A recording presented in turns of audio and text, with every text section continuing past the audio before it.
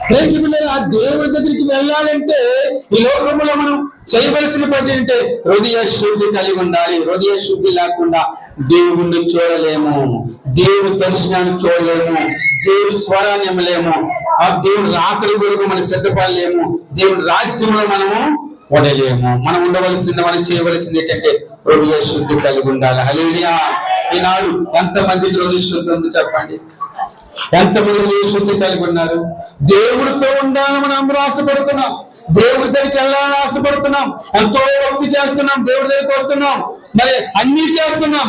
కానీ నీలో చెప్పండి, దేవుడి దగ్గరికి వెళ్ళి దేవుడితో ఉండే యోగ్యత నీలో ఉందా?